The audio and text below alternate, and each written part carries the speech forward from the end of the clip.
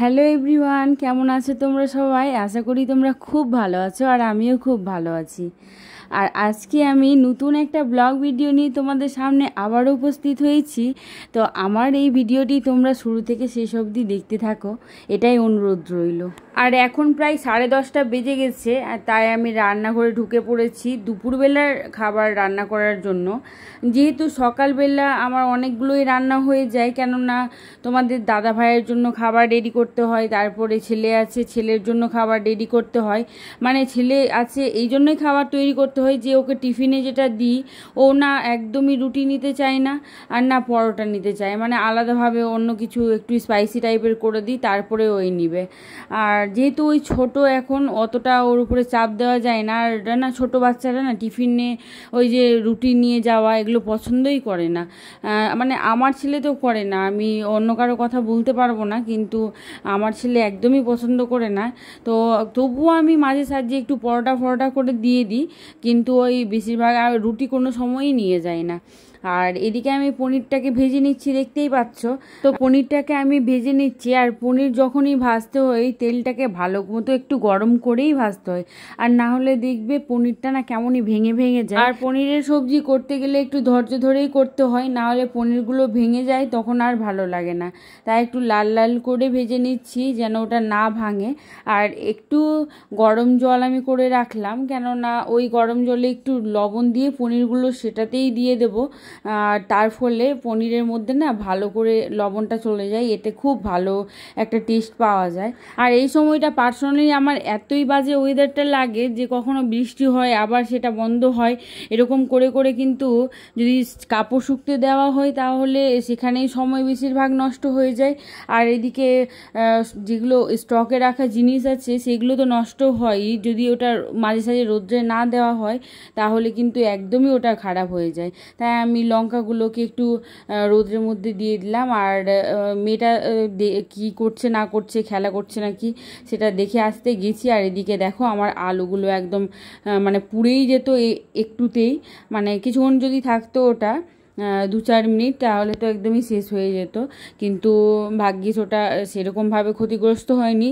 আর এদিকে দেখো তরকারিতে ফোড়নের জন্য আমি জিরে, লঙ্কা, গোটা কয়েকটা গরম মশলা আর তেজপাতা নিয়ে নিয়েছি। আর কয়েকটা সবজি এমন আছে যেগুলোতে আমি ফোড়ন হিসাবে এগুলোই দেওয়া পছন্দ করি, কেননা এটার স্মেলটা আমার খুব ভালো লাগে, আর পার্সোনালি আমার তরকারিতে এগুলো ইউজ করতে খুব ভালো লাগে। আর এদিকে দেখো একটা বাটিতে আমি জিরে গুঁড়ো, ধনে গুঁড়ো, লঙ্কা গুঁড়ো নিয়ে নিয়েছি। আর ইদানিং আমি এই গুঁড়ো মশলাগুলোই ইউজ করছি, কেননা পেস্ট করতে গেলে সময়টা একটু বেশি লাগে, তাই আমি গুঁড়োগুলো রেখেছি।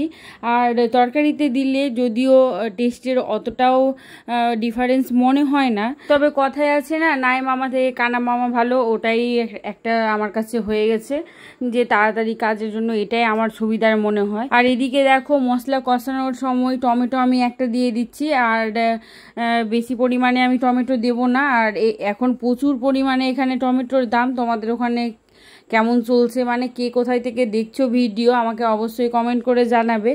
আর তোমাদের একটা কথা বলবো যে ভিডিওগুলো যদি তোমাদের ভালো লাগে তো অবশ্যই লাইক, কমেন্ট, শেয়ার করিও। আর বিশেষ করে আমার খাটনিকে একটু দাম দিও, কেননা খুব কষ্ট করে এই ভিডিওগুলো করতে হয়।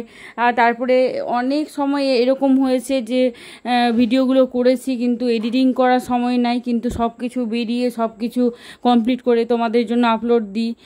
তাই তোমরা অবশ্যই আমাকে একটু অন্তত কমেন্ট করবে, হ্যাঁ, যে কেমন লাগছে ভিডিওগুলো। আর যদি ভালো লাগে তো অবশ্যই আমাকে একটু সাপোর্ট করিও। আর দেখো আমার মোটামুটি এগুলো কষানো হয়ে গেল, তারপরেই আমি আলু দিয়ে দিলাম। আর আলুটা না শুধু ভেজে বের করেছিলাম যেহেতু, তাই একটু সেদ্ধ করা লাগবে, তাই একটু জল দিয়ে ঢাকা দেব। তো অল্প করে জল আমি এর মধ্যে অ্যাড করেছিলাম, আর তারপরেই ওর মধ্যে পনির দিয়ে দিয়েছিলাম। আর পনিরটা যেহেতু লবণ জলের মধ্যেই আমি বের করে রাখি, তাই পনিরগুলো খুবই সুন্দর সফট হয়ে যায়। তোমরা যদি যারা এরকমভাবে করো না তারা অবশ্যই এরকম করে করে দেখবে, খুবই টেস্টি হয়। আর যদি কেউ মনে করো যে এটা ঝোল করবে তো ঝোল করে নেবে, আর যদি কেউ মনে করো যে কষা খাবে তাহলে কষাই থাকতে দেবে।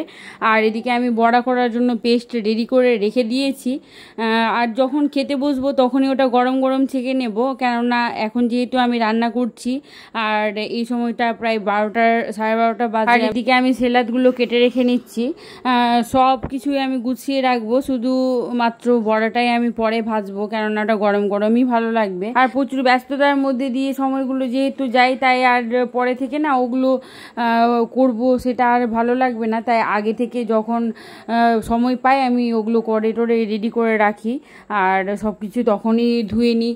আর সাথে সাথে কাজ করতে করতে বাসন টাসনগুলো যেগুলো হয় সেগুলো মেজে নিই, আর এইগুলো কাজবাজ করে ছেড়ে রাখি, কেননা দেখো এখন আমার ছেলে চলে এসছে, আর সকালে প্রায় 9টার সময় ওই স্কুল যায়, আর 2টো বেজে যায় আসতে আসতে, তাই আর কাজবাজ অতটা রাখি না, আর কেননা পরবর্তী সময় ওকে একটু টাইম দিতে হয়। দেখো বন্ধুরা, এখন খাওয়ার সময় আমি বড়াগুলোকে ছেঁকে নিচ্ছি, তো ভিডিওটাকে আর বেশি লম্বা করলাম না, তো এখনকার জন্য টাটা।